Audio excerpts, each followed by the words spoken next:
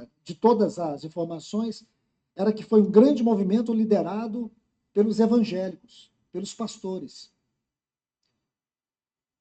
Meus irmãos, não é um movimento liderado pela igreja. Pela igreja, eu digo no sentido mais elevado da palavra. Se alguém quer se envolver com qualquer movimento, com qualquer causa, seja ela social, seja ela política, seja ela causa que for, que faça no seu nome, mas não faça no nome da igreja. Que faça no nome da sua pessoa, mas não faça no nome do ministério cristão. Porque hoje, as pessoas, nós, não estamos mais incomodados com isso. Nós não estamos incomodados se a palavra de Deus está sendo desprezada. Nós não estamos mais incomodados se o culto virou um show. Nós não estamos mais incomodados se há algo que fazemos que fere o caráter de Deus. Essas coisas não nos incomodam mais. Eu digo que deveria, irmãos, nos incomodar. Eu digo que nós precisamos protestar, biblicamente falando. Eu preciso dizer para os irmãos que nós temos que nos posicionar. Então eu vejo hoje irmãos dizendo que a mesa não é importante. Que passa no meio de vocês dizendo, não, uma das coisas que eu cansei ali no meio dos irmãos é todo domingo de manhã a mesma coisa.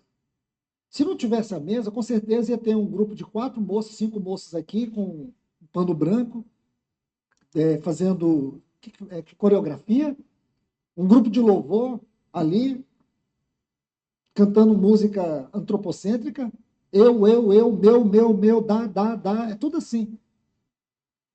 E um pastor bem estilo moderno, né? Nem expõe mais a Bíblia. Qual é o assunto da atualidade? Então prega só atualidades. As nossas atualidades são eternas e celestiais. O nosso culto não é um show, é um culto que ainda preserva a simplicidade, onde o nosso Senhor Jesus tem que ser o cabeça e o centro da nossa adoração. E ninguém veio aqui para pedir algo. Se você veio, você entrou na porta errada. Aqui nós viemos para dar algo, a nossa adoração, o nosso louvor, a glória da sua graça que está aqui, representada nesta mesa, representada na palavra que nós ouvimos sobre a mesa. Meus irmãos e irmãs, eu preciso dizer para vocês, até o fim, até o Senhor nos buscar, a nossa grande batalha aqui é lutar para ser uma igreja bíblica. Ser uma igreja bíblica. Há poucos dias eu estava numa roda onde havia pastores e eles estavam abordando sobre os 4 fundamentos daquilo que eles entendiam, que eram os fundamentos da igreja. E quando aquele irmão terminou de falar, o que eu disse para ele é que aqueles 4 fundamentos, aqueles fundamentos que ele estava abordando, eles eram fundamentos baseados em retóricas. Retórica é bonita. Quer que eu fale para você uma retórica? Vou dizer. Primeiro fundamento. O propósito eterno de Deus é que sejamos uma família de muitos filhos conformados à imagem de Cristo Jesus. Esse é o primeiro fundamento. Vocês concordam com isso? Claro, quem que não vai discordar? Não, não pode concordar. Porque isso não é fundamento. Primeiro fundamento, irmãos, é Cristo. O supremo e eterno propósito de Deus não é nos conformar à imagem de Cristo. O supremo e eterno propósito de Deus é Cristo. Está vendo a diferença da liturgia? Mas a gente concorda, não concorda? A gente acha bonito, imagina. O supremo e eterno propósito de Deus é ter uma família de muitos filhos conformados à imagem de Cristo Jesus. Quem vai discordar disso, irmãos? Só uma besta quadrada. É assim que o povo fala. Ah, mas os idiotas religiosos.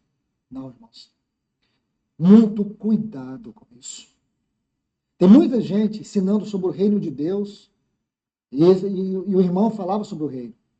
Eu perguntei para ele assim, se o entendimento do reino dele, de Deus, é de eternidade a eternidade, onde o reino dos céus é uma parte dessa esfera eterna do reino, e se a visão que ele tinha do reino tem a ver com a realidade presente, futura e eterna. eu vi que ele ficou me olhando sem entender o que eu estava falando, mas ele ensinava sobre o reino de Deus. Irmãos, muito cuidado. Muito cuidado. Porque o objetivo de Satanás não é destruir do dia para a noite, é colocar fissuras. Aí ele vai tirar os nossos jovens, ele vai tirando os irmãos, ele vai diluindo a palavra.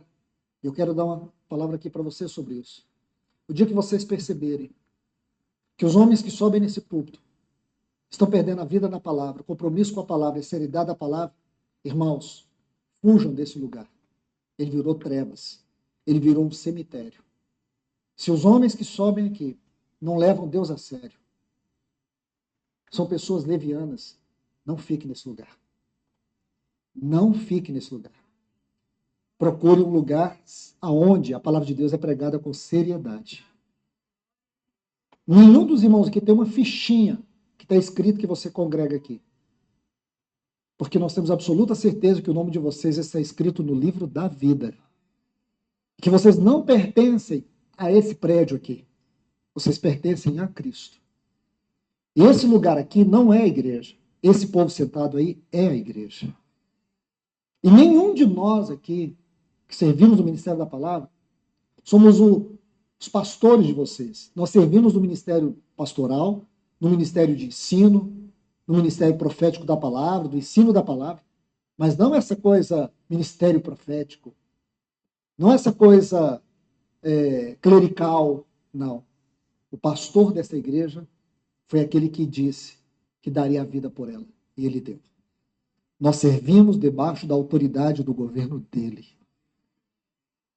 Paulo chega a dizer assim, quando ele fala da igreja, como se tivesse que apresentá-la diante de Cristo. Só isso já causa arrepio. E tem muita gente que acha que eles são os donos da igreja. Esse é o cúmulo do pináculo da loucura, da soberba, da pretensão. Então, muito cuidado, irmãos. Vamos tocar em fundamentos. E antes de nós sairmos deste lugar, eu quero meditar um pouco. E um dos fundamentos que eu quero tocar hoje é esse aqui, a mesa do Senhor.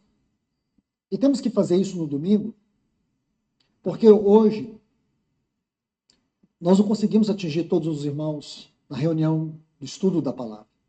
Então decidimos, de acordo com os irmãos do presbitério, que nós tivéssemos aqui uma meditação sobre um dos fundamentos práticos, que é a mesa do Senhor.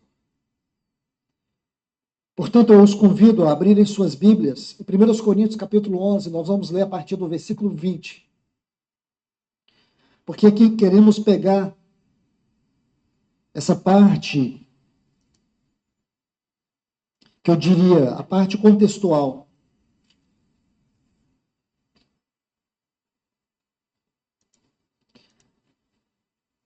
Existem muitas concepções, ensinos errados acerca da mesa do Senhor.